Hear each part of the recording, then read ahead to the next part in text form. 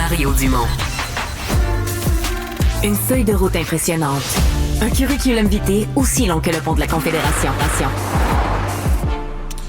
Dans la dernière réforme du gouvernement, de la loi 101, de la Charte de la langue française, il y a eu création d'un nouvel organisme, d'un nouvel officier, nouveau poste de commissaire à la langue française, qui avait déjà fait une espèce de rapport préliminaire, mais là, aujourd'hui, vient de déposer à l'Assemblée nationale son premier véritable rapport annuel. Rapport, oui, qui parle des activités du commissaire, mais qui fait vraiment état des problèmes, de l'état de situation du français au Québec. Il est avec nous, le commissaire à la langue française, Benoît Dubreuil. Bonjour. Bonjour, M. Dumont. Bon, M. Dubreuil, vous revenez forcément sur la question de l'immigration temporaire. Et c'est le cœur du problème, c'est l'ampleur du nombre, hein? Oui, en fait, ce qu'on a fait aujourd'hui, c'est un rapport vraiment sur l'offre de cours de français à l'attention non seulement des personnes immigrantes, mais de tous les gens, en fait, qui souhaitent apprendre le français. Parce que depuis justement la réforme de la Charte de la langue française, on a fait de l'apprentissage du français un droit. Donc, aujourd'hui, tout le monde a le droit d'apprendre le français et on a confié à Francisation Québec la responsabilité de donner un sens, en fait, à ce droit. Donc, ce qu'on a fait dans le rapport d'aujourd'hui, c'est qu'on a regardé dans quelle mesure, en fait, Francisation Québec, qui est une entité au sein du ministère de l'Immigration, dans quelle mesure ils avaient réussi, en fait, à atteindre cet objectif. Mais plus tôt cette année, on a aussi fait un rapport sur l'immigration temporaire, là où on soulevait, en fait, des préoccupations assez importantes là, par rapport à l'impact que cette immigration avait sur la situation du français. Sur la question de francisation au Québec ou des cours de français, qu'est-ce que vous constatez là? Est-ce que ça améliore la capacité de l'État québécois d'offrir des cours de français? C'est dur à dire parce que auparavant, il n'y avait pas de guichet unique, donc on n'avait pas un bon portrait de la situation. Donc ça, c'est le premier point positif en fait qu'on relève dans le rapport, c'est que maintenant, comme on a un point d'accès unique, tout le monde passe par le même endroit pour s'inscrire, ça nous permet en fait d'avoir une vision beaucoup plus complète de ce qui se passe par rapport à ce que l'on savait justement l'année dernière. Donc, une fois qu'on a dit ça, il y a un certain nombre d'améliorations que l'on note, mais je pense que le point qui retient le plus l'attention, c'est le fait que Francisation Québec n'a pas été tout à fait capable de créer assez de nouveaux groupes, assez de nouvelles classes pour vraiment répondre à la demande. Donc, il y a une demande qui est en augmentation, principalement parce qu'il y a de plus en plus d'immigrants temporaires, justement, qui souhaitent apprendre le français ou qui se présentent pour obtenir des cours de français. Le ministère a réussi, dans une certaine mesure, à augmenter son offre, mais pas suffisamment, justement, pour atteindre la demande. Donc, il y a des listes d'attente qui sont demeurées quand même assez longues. Il y a des gens qui souhaitaient suivre des cours qui n'ont pas encore pu. On espère qu'ils vont rester sur la liste d'attente et on va finir par les placer. Mais je vous dirais, c'est le principal constat. On note aussi différentes améliorations là, qui sont en cours au ministère et puis on espère justement que dans l'année qui vient, on va réussir justement à accroître encore plus la capacité d'accueil en francisation. Là. Ouais. Sauf que globalement, on n'est pas capable de franciser de façon significative le nombre de nouveaux arrivants qui nous arrivent à chaque trimestre, par exemple. Je vous dirais, le problème, il y a plusieurs couches. Donc, la première couche, c'est que la plupart des gens qui sont au Québec qui auraient besoin d'apprendre le français ne vont pas s'inscrire en Francisation Québec. Donc, parce que les gens travaillent, parce que les gens étudient, donc les gens sont occupés, ils font quelque chose. C'est pas que théoriquement, ils sont contre l'idée d'apprendre le français, c'est juste qu'ils sont occupés à faire autre chose. Ensuite, il y a un certain nombre de personnes qui s'inscrivent pour avoir des cours. Et là, il y a les listes d'attente. Il y en a une bonne partie qui n'ont pas réussi encore à avoir de place. Donc, ça, c'est le deuxième problème. Là, il y a un troisième problème qui s'ajoute et qu'on explique aussi, c'est que les gens qui s'inscrivent et qui ont une place ne restent pas très longtemps en francisation. Donc, en moyenne, les gens vont rester 4 à 5 mois et vont avoir tendance à suivre des cours à temps partiel. Donc, l'estimation qu'on fait, là, c'est qu'en équivalent temps plein, les gens en moyenne vont rester à peu près 2-3 mois en francisation. Donc, c'est ce qui permet un progrès significatif ou... Non, pas du tout. En fait, on calcule que ça prend environ une année complète là, pour vraiment devenir parler français couramment. C'est sûr que ça dépend évidemment des profils. Là. Il y en a pour qui c'est beaucoup plus facile que d'autres, mais en moyenne, c'est ce qu'il faut prévoir. Et je vous dirais, en 2-3 mois, là, si la personne part de zéro, c'est vraiment juste d'avoir une base là, pour s'orienter dans les situations courantes. Là. Mais elle ne peut pas travailler en français, là.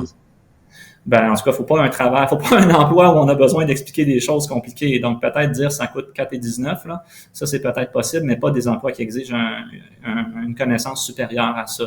Donc, alors c'est pas complètement un coup d'épée dans l'eau non plus, mais c'est sûr que quand on regarde tout l'effort qu'il faudrait faire et ce que l'on réussit à faire, ça demeure une petite fraction, en fait, de ce dont on aurait besoin. Là. Sauf que là, de mois en mois, ce que je voyais, c'est que début 2024, janvier, février, un peu comme toute l'année 2023, en termes de nouvelles entrées là, chez nous, ce sont des mois records. Là. Est-ce que le système a cette capacité de... Ça passe vite un mois. Là, chaque mois, toi, tu viens de partir des nouveaux cours de francisation, mais là, il t'arrive encore le mois suivant un nombre record de nouveaux arrivants. Est-ce que le système a la capacité au fur et à mesure de toujours les absorber ou est-ce qu'il y a un point où la majorité sont juste jamais francisés, soit personne leur offre, soit personne s'en occupe, ou soit ils s'inscrivent à un cours mais il n'y a plus de place dans le cours. J'ai l'impression qu'on doit laisser passer à travers les mailles du filet un grand nombre. C'est ça, je vais revenir à ce que je viens de dire, mais même, il faut avoir une bonne offre en francisation. Il faut que les gens puissent avoir accès à des cours sans avoir à attendre trop longtemps. Et ça, je pense que le ministère va peut-être y arriver cette année. Donc, moi, je vais suivre ça pour être sûr que c'est le cas. Mais même si tout le monde a une place au moment où il veut avoir une place, il y a encore un autre problème qui est celui qu'il y a beaucoup de gens qui ne s'inscrivent pas et il y a l'autre problème des gens qui restent pas suffisamment longtemps. Donc, c'est le problème plus large, en fait, que je relevais dans mon rapport plus tôt cette année sur l'immigration temporaire.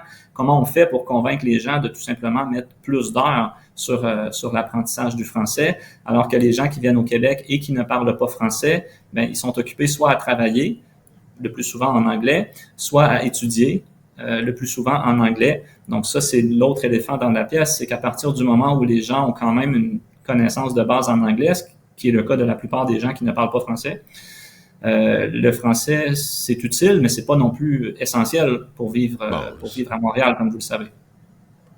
Vous venez quasiment de répondre à ma prochaine question. Donc ça, vous l'entendez ou vous le constatez dans votre mandat, que les gens qui s'installent à Montréal travaillent en anglais, vivent en anglais, achètent, vont se faire couper les cheveux en anglais, je veux dire, fonctionnent en anglais et ne ressentent pas. Vous dites que c'est pas essentiel, donc il n'y a pas un moment où ils ressentent le besoin de dire... Bon, évidemment, s'ils veulent arriver à un emploi professionnel plus important, où ils vont devenir un cadre qui va agir à l'échelle de l'ensemble du Québec, ils ne pourront pas se rendre là. Il y en a beaucoup qui fonctionnent à Montréal sans le français, ils ne se rendent pas compte qu'il est nécessaire. Bon, je pense que si on reste sur les intentions, je pense que tout le monde aimerait ça parler français. Là. Il n'y a pas de gens qui disent « moi, je veux pas parler français, puis ça m'intéresse pas ». Cela dit, dans la réalité de la vie, là où il faut travailler, où on a des obligations familiales, où on a un projet d'études, réussir à libérer suffisamment de temps pour devenir bon en français, suffisamment bon qu'on va adopter le français comme langue commune et non pas l'anglais. Alors ça, c'est un autre défi parce que, comme je le disais tout à l'heure, il faut calculer quasiment une année d'études à temps plein pour arriver à ce niveau-là si la personne part de zéro. Donc, je pense que c'est pas une mauvaise intention ou quoi que ce soit, mais si la personne, dans la réalité, est capable de fonctionner, c'est très possible, en fait, qu'elle prenne ses habitudes à fonctionner en anglais et chercher un petit niveau de français qui va lui permettre d'interagir dans certaines, de commander au restaurant ou d'interagir dans les commerces et tout, mais pas nécessairement au point où elle va pouvoir vraiment s'épanouir complètement en français. Là.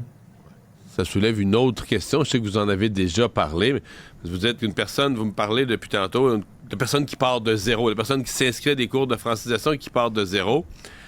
Est-ce que le Québec fait une bonne affaire là, d'accueillir? Bon, des fois, peut-être qu'on n'a pas le choix. Si on va chercher des compétences très pointues, quelqu'un qui a un super diplôme, je peux comprendre. Mais de façon générale, est-ce que le Québec prend un risque quand il laisse entrer ou accueille des gens qui parlent pas un strict mot français? Là? Oui. Ben, en fait, moi, je l'ai dit dans les rapports que j'ai fait plus tôt cette année, là, je pense que si on veut stabiliser la situation du français, il faut qu'à l'entrée, le niveau soit supérieur. Il faut avoir une proportion plus élevée à l'entrée qui connaît le français. Soit parce que les gens vont venir de pays francophones, soit parce qu'on va demander aux gens de faire un investissement avant de leur donner une autorisation de venir. Donc, cela dit, on ne réussira jamais non plus à avoir une immigration qui est 100% francophone à l'entrée, soit pour des raisons humanitaires, soit parce qu'il y a certaines compétences, comme vous le mentionnez, là, dont on ne voudrait pas se priver. Je vous dirais qu'il y a deux cas. Hein. C'est sûr que on a une communauté anglophone à Montréal qui a ces institutions, qui représente un milieu d'accueil, qui fait en sorte qu'il y a des gens qui peuvent venir vivre en anglais et ça pose pas un problème pour eux. Ça, je pense que ça va toujours exister. On n'a pas besoin non plus d'avoir 0 personnes là, qui viennent au Québec pour y vivre en anglais. Mais c'est juste que historiquement, puis aujourd'hui, c'est peut-être 25-30% des immigrants qui s'établissent au Québec qui, d'office, vont plutôt fonctionner en anglais. Et c'est difficile, en fait, d'amener ces gens-là ensuite à basculer vers le français. Ensuite, il y a le cas aussi des gens qui arrivent au Québec qui connaissent pas du tout l'anglais, qui connaissent pas du tout le français. Et curieusement, là, ces gens-là, des fois, sont peut-être même plus faciles à franciser parce que si vous leur donnez 6 mois, 8 mois de cours de français, puis ils connaissent pas du tout l'anglais, ben là, leur intérêt, c'est de parler français. Je sais pas si vous voyez ce que je veux dire. Ouais. Des fois, le fait de connaître c'est comme si vous allez en Suède. Si vous parlez anglais en Suède, tout le monde va vous parler en anglais. Mais si je vous amène en Suède puis vous parlez 0 anglais, ben probablement que vous allez apprendre le suédois. Donc, la connaissance de l'anglais peut être un obstacle aussi à l'apprentissage du français, malheureusement, parce que les gens sont limités dans le temps qu'ils peuvent consacrer à apprendre une nouvelle langue. À suivre, dossier évolutif, inquiétant un peu en même temps. Benoît Dubreuil, commissaire à la langue française, merci beaucoup. Au revoir. Merci de m'avoir reçu. Au revoir.